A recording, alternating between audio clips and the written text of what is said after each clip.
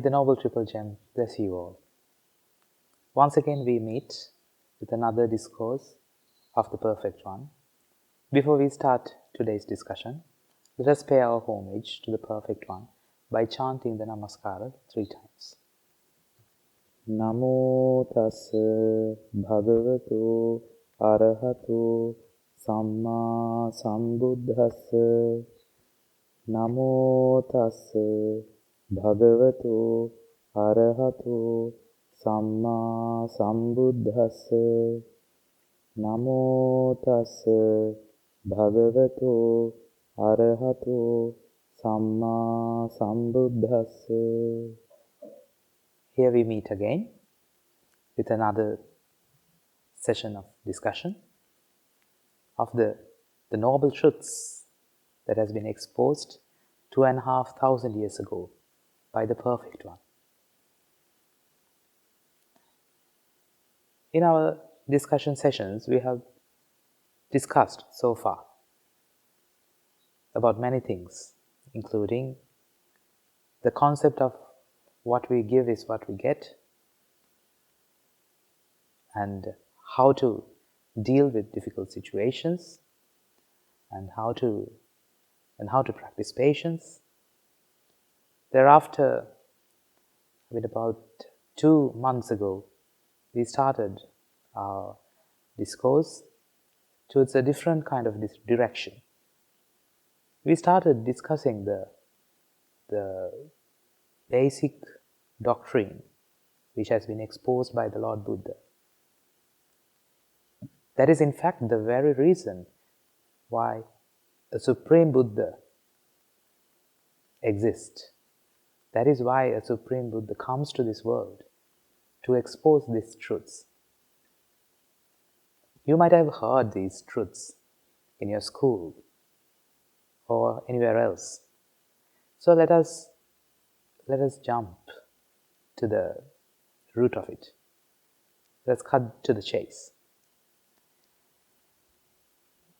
So in our last month's discussion, we were discussing about the pleasure and where we can find the pleasure, and what happens to the pleasure when we repeatedly do that pleasurable activity. So we may continue from there. If we were to revise ourselves from the last month's sermon, or rather the discussion, we were discussing, we were trying to build up a logic behind the mechanism of this generation of pleasure. So we took some examples as well. We always like to visit to the lab of life.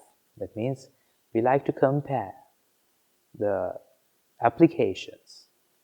We like to take the general life events into applying these concepts, which is taught in Dhamma. So generally speaking, there are pleasurable activities, and most of you children engage in them in order to find pleasure, because pleasure is something good that you consider. Because the ultimate reason for you to do anything is to be happy, isn't it? Happiness is the driving force. That is something that we all look for. Nothing else that any sentient being looks for.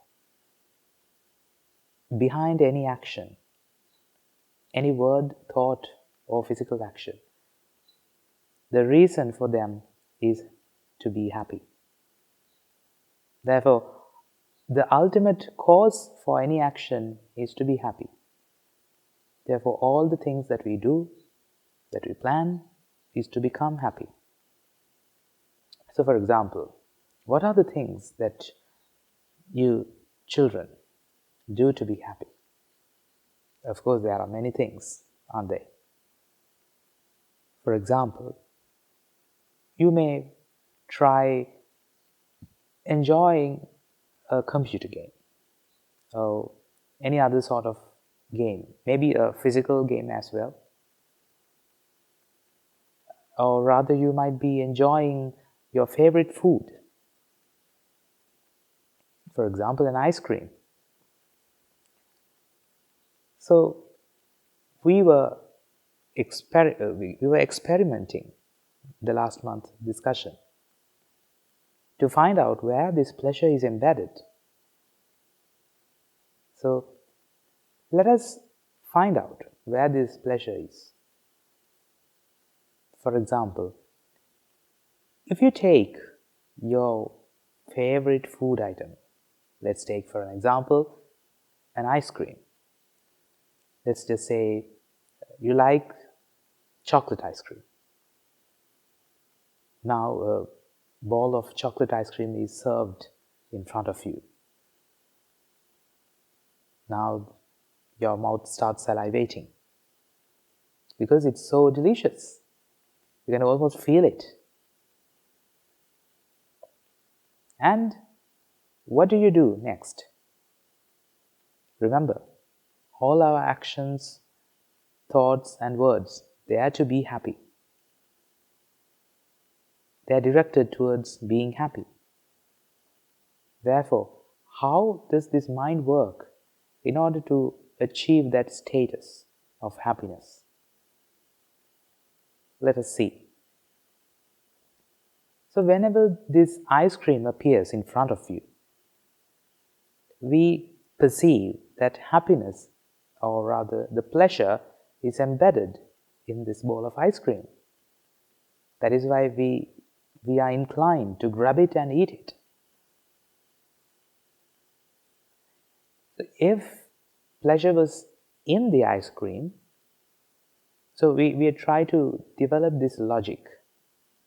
Okay, then you have to listen carefully. So we try to do an experiment. This kind of experiment, we call it, you don't need a laboratory. You can do it with your mind.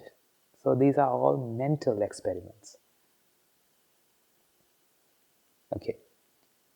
So we are going to make some observations, and depending on them, we try to come into conclusions. So this is completely scientific.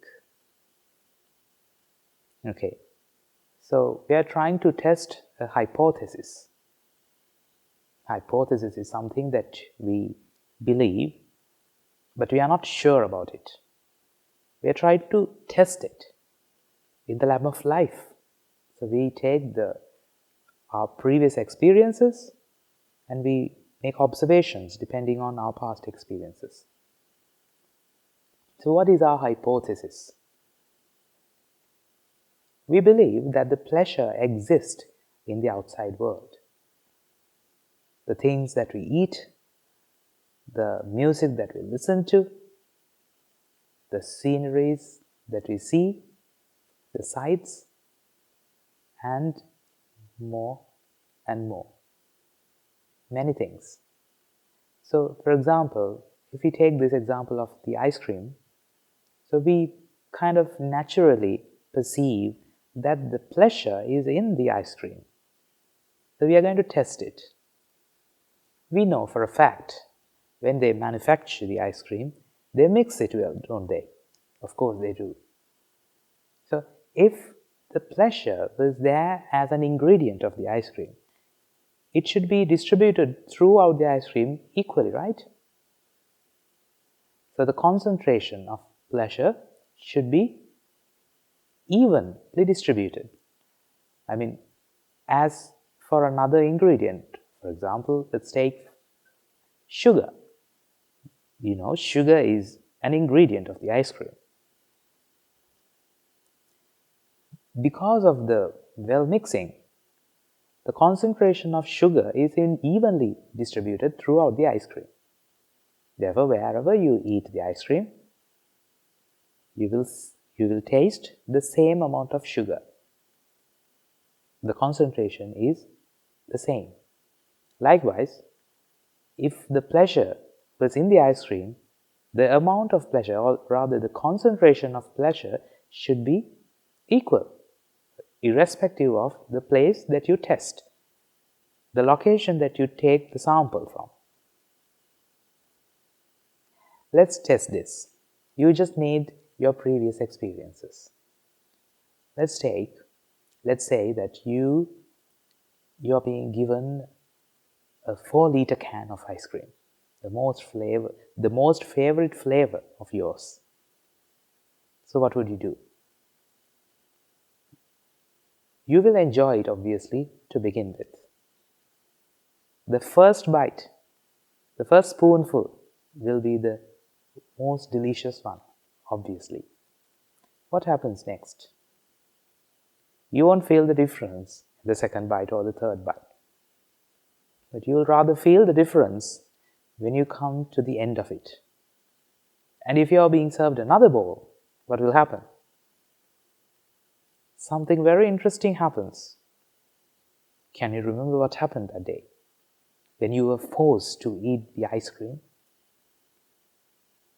Some children, they serve themselves a lot of ice cream, well more than they can handle.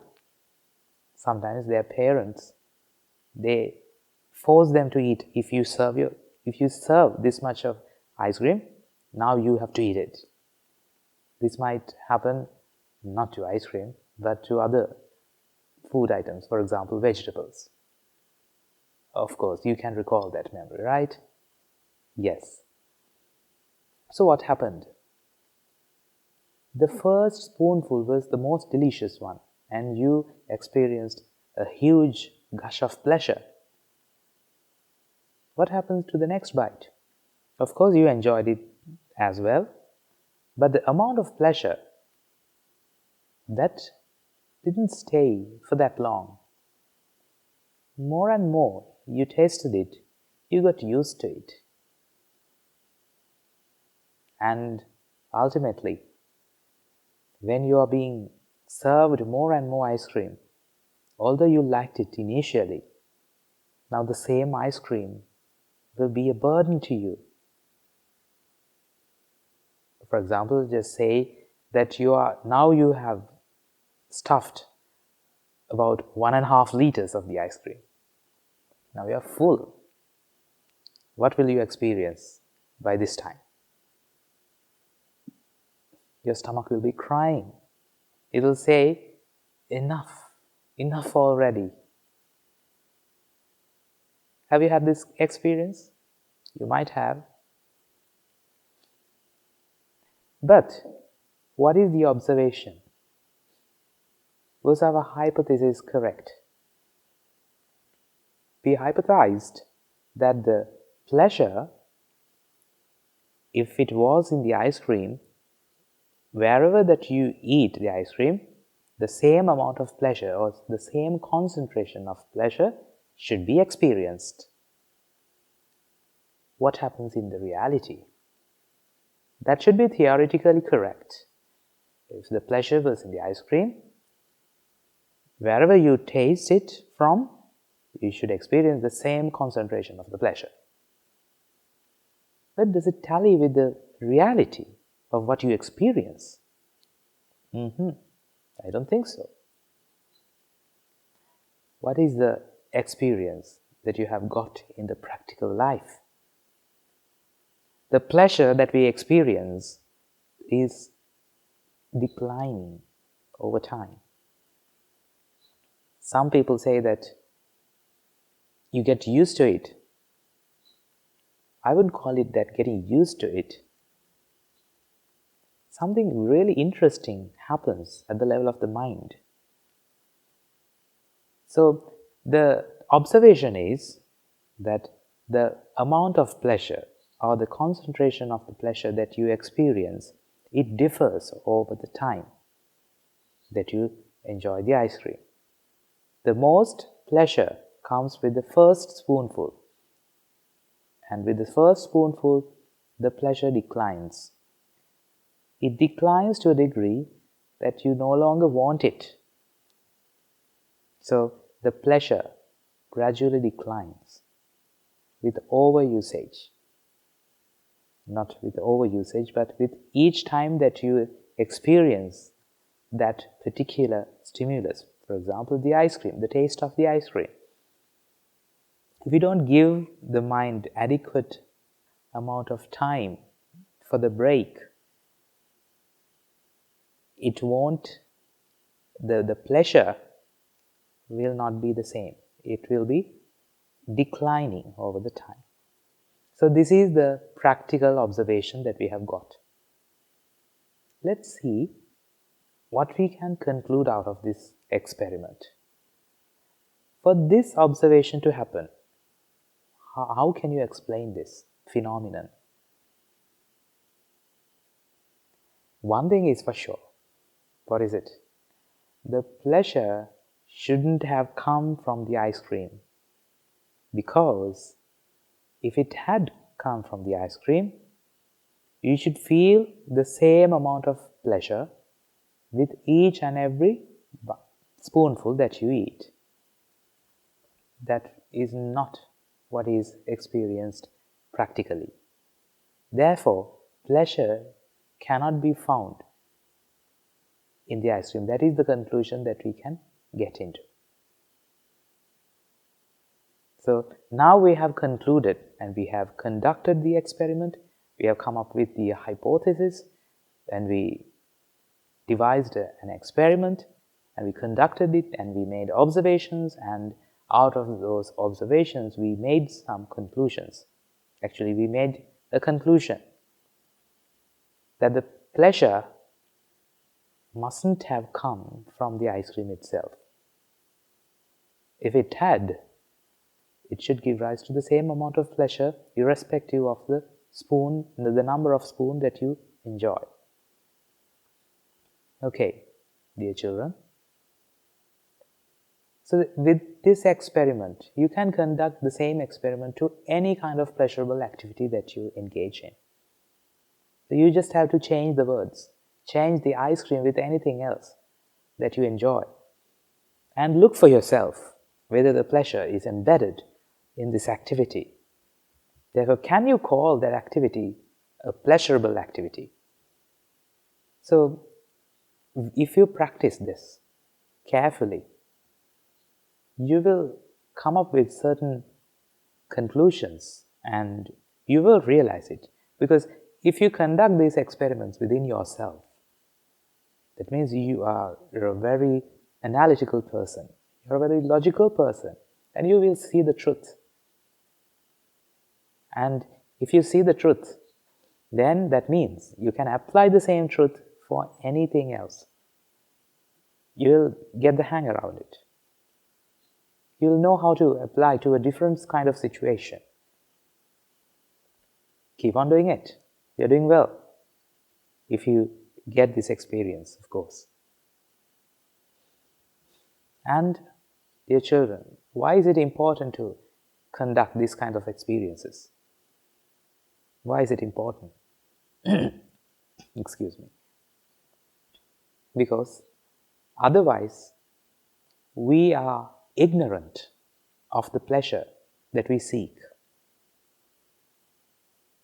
What is wrong with being ignorant? Sometimes they say ignorance is bliss, isn't it? Unfortunately, not at this level. Ignorance of the mechanism of generation of this pleasure will lead to drastic events. Actually, it will lead to suffering, unnecessary suffering. Suffering in which that could have been prevented. If you eradicated the ignorance, the suffering could have been eradicated. Therefore, this suffering is unnecessary. Because the truth is out there and it has already been exposed, you don't have to exert yourself finding out the truth for yourself, because it has already been exposed. 2,500 years ago, the Perfect One came to this world and exposed it for himself. And with that teaching, these teachings, we are very lucky to be the disciples of the Perfect One and to hear these words, the teachings of the Perfect One, the Supreme Buddha, who has unveiled the truth, from being veiled. What is the veil here? It's nothing but the pleasure. It's quite contradictory to the general accepted norm, the social norms. Therefore, listen to this very carefully and take it with a pinch of salt. Because sometimes you may feel that the words, they mean something different to the generally accepted norm. For example, you may have heard the Four Noble Truths that people refer to, that people say that the Lord Buddha exposed the Four Noble Truths, and the first Noble Truth is the Noble Truth of what? Suffering. Why do you talk about suffering? We don't like to suffer. Some people may argue. But the suffering that the Lord Buddha refers to is not the social norm, that the general accepted norm. It's rather a different meaning. So we'll discuss in detail in our future discussions as well. Don't worry. We are going to solve this problem. In fact, it's kind of a riddle. Isn't the life a riddle? Of course it is. That is why it is quite interesting to solve it. Although the truth is out there, the eye of wisdom is a rarity. That is why we have to do a lot of merits to open the eyes of wisdom. It might cost you a lot of merit. That is why it is very important to do meritorious deeds. It is very important to engage in as many meritorious deeds as you can. Because to open this eye of wisdom, it costs you a lot of merit. A lot of merit. Therefore, not any amount of merit is enough for this process. Therefore, be heedless in engaging in meritorious deeds. Okay, dear children, so we were discussing about the pleasure. So, if you have practiced this, if you know how to practice this, let's start applying this, the conclusion that we have got into our day-to-day life experiences. This is the practice that we all should engage in. Then only we will be convinced of the truth, that we wouldn't take pleasure for granted,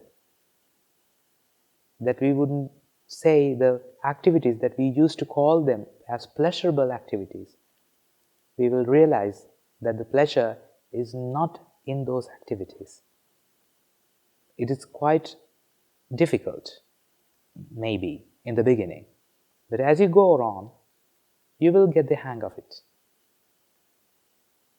Because the difficulty doesn't lie with the activity. With practice, you can work around it. And practice makes perfect. So if you want to be perfect, you have to practice. Perfection is something that is almost, it's very difficult. You don't need to be perfect, but try to achieve for the perfection. You might not be able to achieve the perfection, but you may try achieving so. Therefore, if you can practice, if you can apply your day-to-day experiences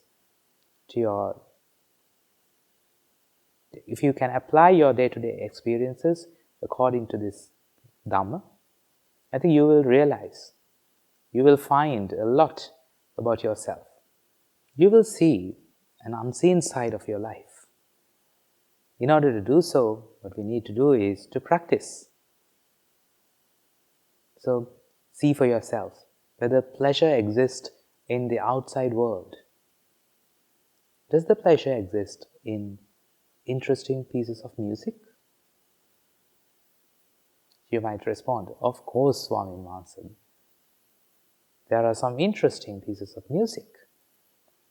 They are very melodious. Of course, the pleasure is embedded in them. That is why I listen to them almost always."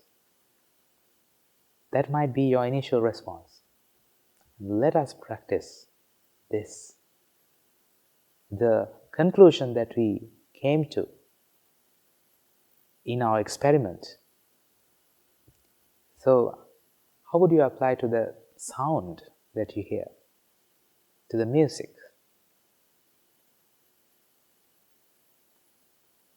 So, if the pleasure was embedded in the music, what should have happened?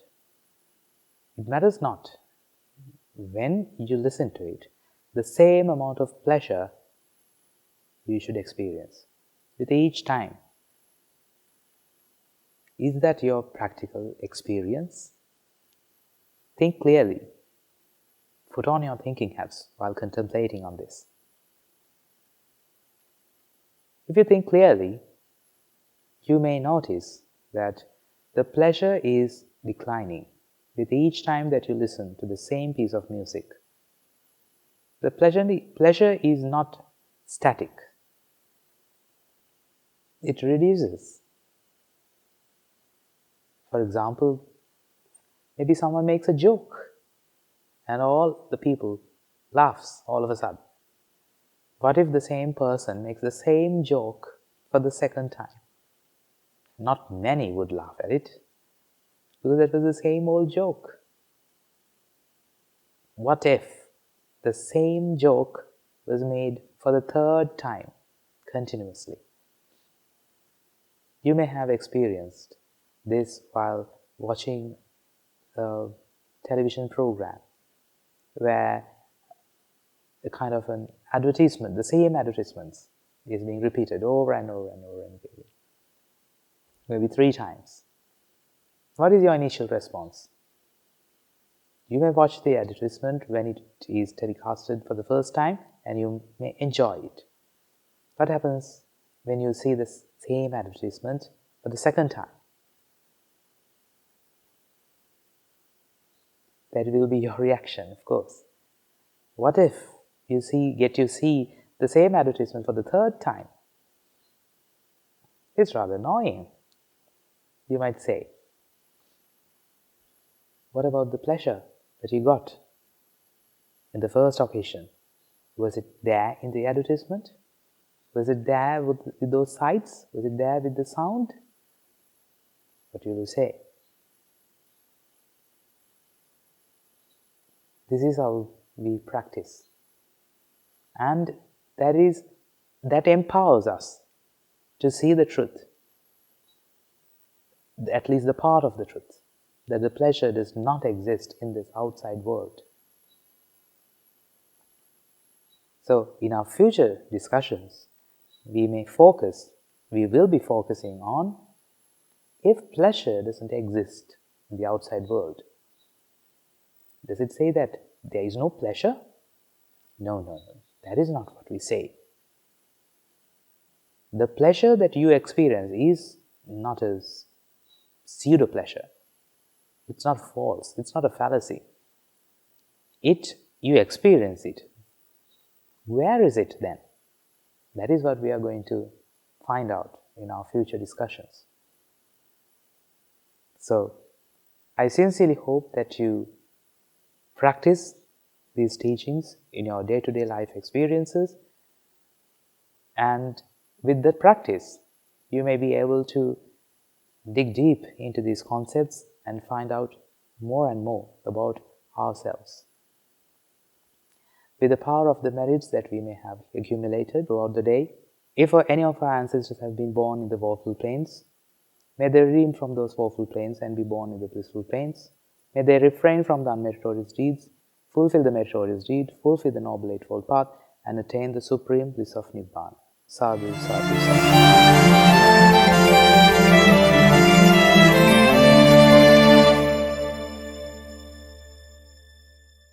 Let's pay veneration to Lord Buddha.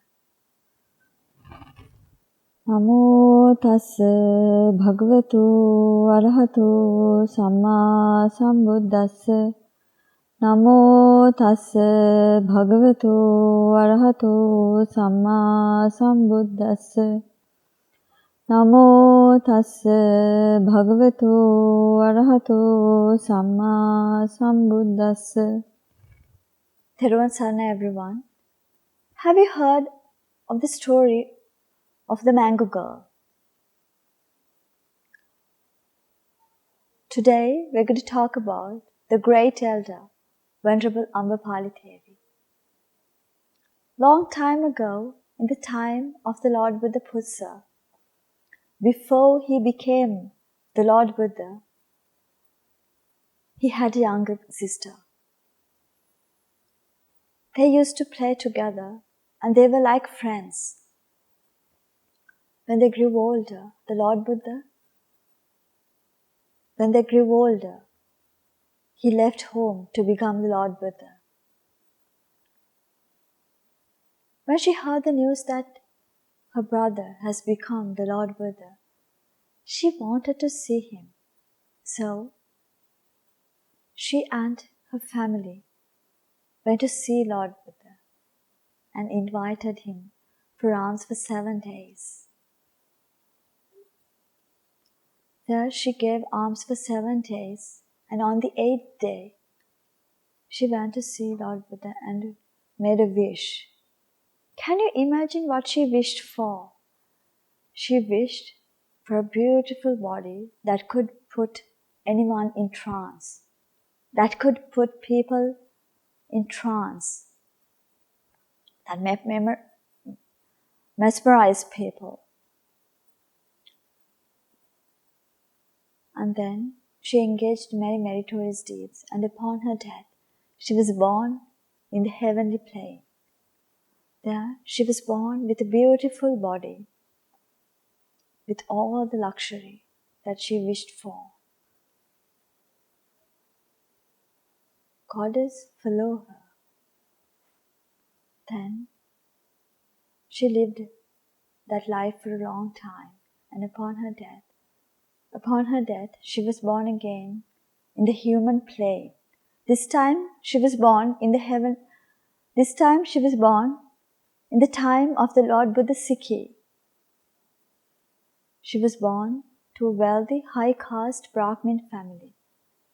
She started to listen to sermons, and after some time, later she realized the true nature of life and made the decision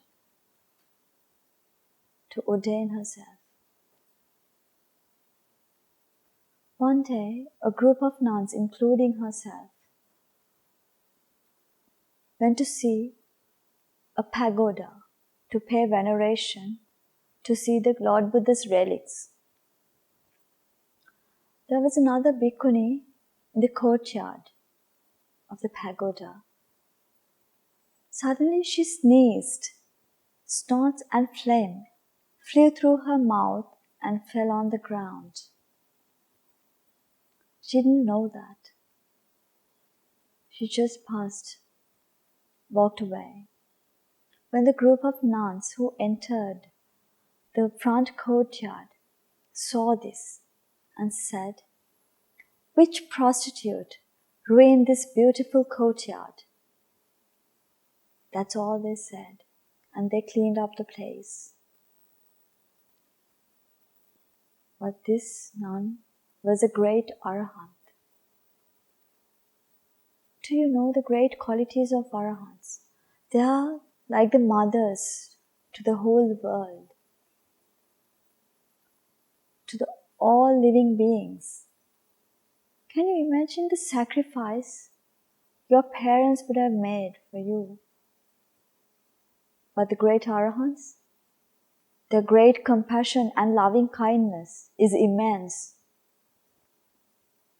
So, when they insulted that bhikkhuni, they insulted the great arahant and her qualities as well. So, they had to pay it off.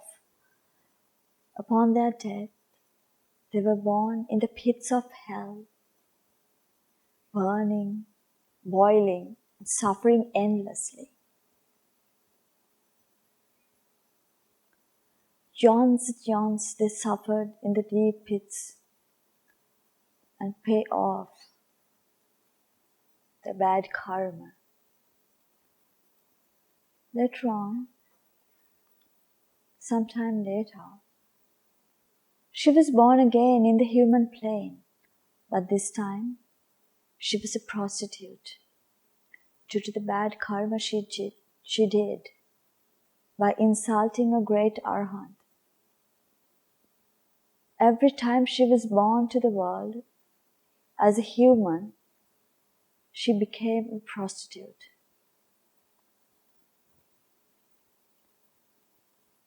In the time of the great Lord Buddha Kashyapa, she was born again as a human, and she became a bhikkhuni and ordained herself.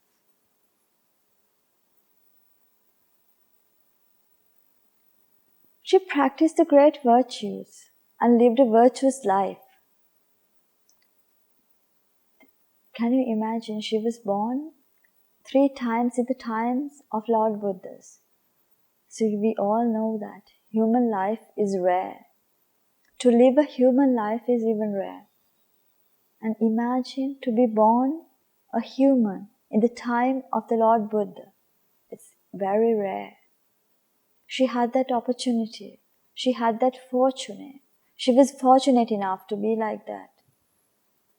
But due to the bad karma she engaged, since the day she has said that, she was born a prostitute. In the time of the Lord Buddha Gautama,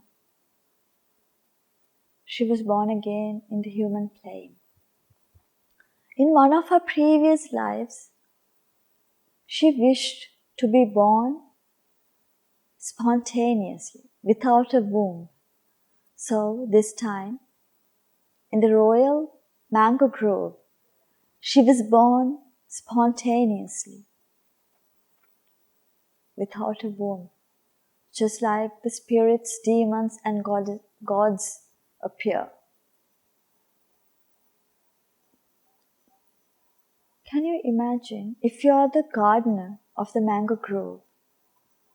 You know that mango grove is the royal mango grove and nobody else is allowed to come in.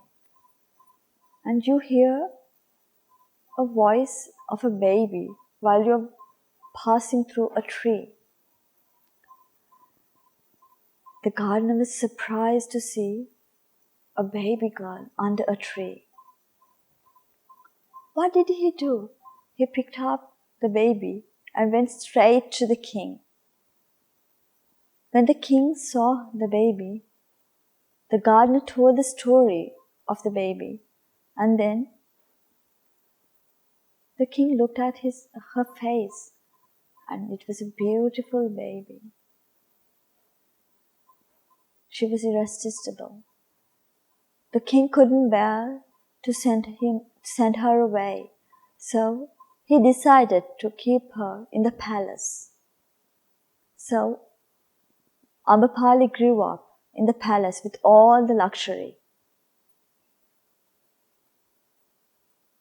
When she came of the age,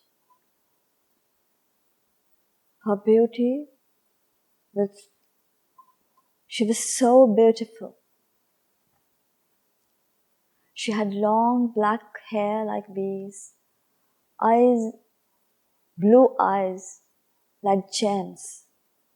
Her eyebrows were like crescents painted by great artists. Ears like golden bracelets. A sharp nose, a beautiful sharp nose. And the voice was like a nightingale.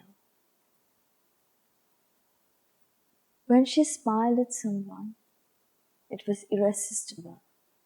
The whole world starts to look at her, stare at her.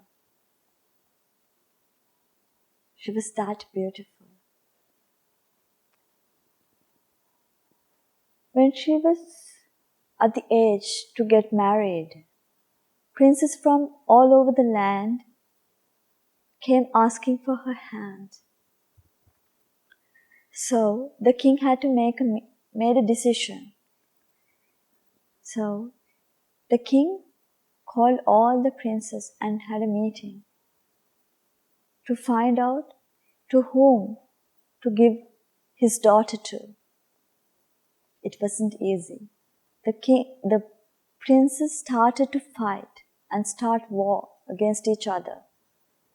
So, to everyone's happiness, the king decided to give Amrapali to all of them.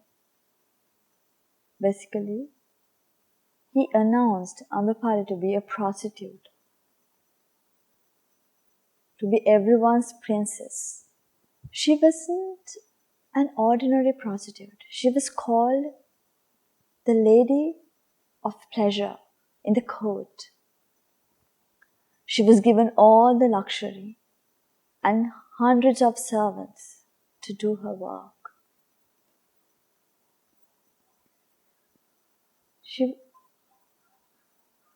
She cost millions, maybe billions of money to stay one night with her. Rich barons, princes, kings came looking for her.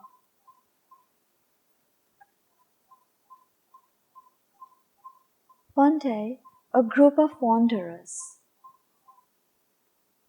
went to see Visala, the beauty of Visala. Visala is a very beautiful city with 7,707 buildings, 7,707 ponds and gardens, parks, 7,707 temples. Apart from that, people paid 50 gold coins just to see Amrapali dance.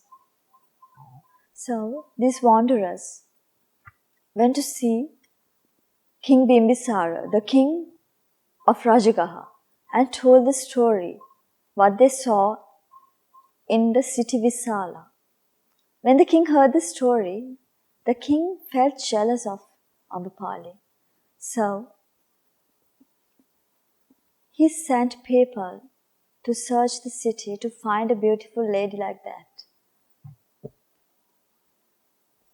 And they found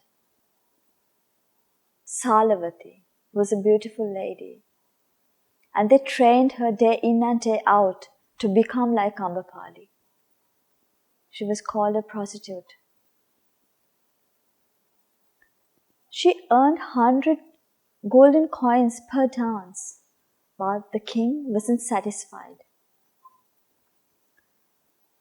Sometime later,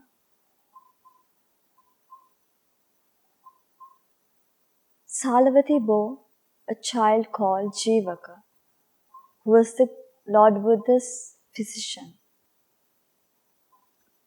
The king wasn't satisfied, so he wanted to stay with Amrapali as well, so he decided to have one night with Amrapali. Amrapali bore him a child called Vimalakondancha. The time passed by. One day, Amrapali got to know that Lord Buddha and the Mahasangha has arrived at the city Vesali. So she arranged a palanquin and went to see Lord Buddha. Halfway through, she decided to get down from the palanquin and walk. So she got down, removed her slippers, walked barefoot straight to see Lord Buddha. That is the amount of respect she had towards the Lord Buddha and the Mahasangha. So can you imagine a person who was brought up in the palace with all the luxury would never have removed the slippers to walk on the ground, but just to see Lord Buddha. Amrapali took off her slippers and touched the ground with her bare foot. So she went to see Lord Buddha and invited the Lord Buddha and the Mahasangha the next day for alms. The Lord Buddha accepted the invitation. On the way back, she was hurried to do all the preparations. While she was walking, she bumped into the carriage of Princess Lichavi. The princess asked, "What is the hurry, Ambapali? Why are you running like that?" Then Ambapali said, "I have invited Lord Buddha and the Mahasangha for alms tomorrow, so I have to rush and go back to do the preparations." Then the Princess Lichavi asked, "Oh, really? We'll pay you 100,000 gold coins. Will you give us the chance to offer alms to Lord Buddha and the Mahasangha tomorrow?" Then Ambapali declined that offering. She said no. Princess Lichavi, they got really upset because they'd been rejected by a prostitute. So they went straight to Lord Buddha and invited Lord Buddha for alms the next day. The Lord Buddha declined that invitation as he has accepted the invitation from Ambapali. Can you imagine? Ambapali declined that amount of money, said no to the princess, and that shows us that she knew the value of the Lord Buddha and the Mahasangha. So, the next day, the Lord Buddha and the Mahasangha came to their house and they offered alms. And then Ambapali invited the Lord Buddha and the Mahasangha to stay in that mango grove where she was born. Then the Lord Buddha accepted the invitation. Each and every day, when Lord Buddha was there, Ambapali went to see Lord Buddha, did all the necessary things to offer alms and took care of the Lord Buddha and the Mahasangha and engaged in many meritorious deeds. While doing merits, she listened to Dhamma. Later, her son, Vimalakondancha, decided to ordain. He ordained and became an Arahant. Ambapali did a lot of meritorious deeds, but she didn't have an idea to ordain. Her son, Venerable Vimalakondancha, knew that she was obsessed with her beauty. She loved her body and her beauty. So each and every time he went to see Ambapali and preached the Dhamma, showed the futility of the beauty, showed the reality of the true nature of the body. And then, gradually, Ambapali's mind changed.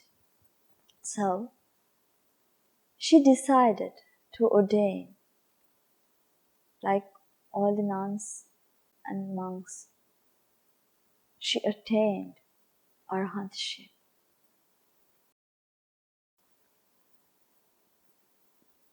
What do you think of the story? Do you see that her son took Ambapali as his responsibility and tried to show the true nature of life to her by giving noble association? So, dear children, just like that, it's your responsibility to help your parents, because it says that the only way to pay off your debts to your parents is to give them Dhamma.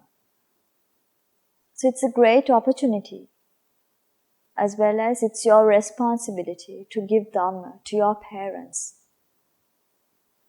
On the other hand, there's another lesson we can take from this story. It doesn't matter where you start. What matters is where you end your journey. She started her life as a prostitute, but she ended her journey as an arahant. So no matter what you have done, no matter who you are, what matters is engage in meritorious deeds while listening to Dhamma. Then you will be taken to the right path where you practice Dhamma. It could be that you have done many mistakes in life. You must have done mistakes in life. That's fine. You always get another chance, just like Ambapali did. She insulted an arahant, so she had to pay it off throughout her samsara. If she hadn't become an arahant, she would be born again, just like that. So, it's okay where you start. You always have another chance. You may have things that you can't get rid of. Maybe you're a teacher, you're a doctor, you're an engineer. It doesn't matter because you're in that position in this life. But what about the rest of the samsara that you have to go through? You always have to end the journey by coming to Sambuddha Sasana, becoming an arahant. That's the only way you can stop your journey. It's never too late. You can practice the path. So, if you strive hard, if you engage in meritorious deeds, if you listen to Dhamma, if you practice the Dhamma, then you can become an arahant. It doesn't matter who you are, where you're from. What matters is how you end your journey. So let's strive hard. May the Noble Triple Gem be with you all. Theruvan Saranai.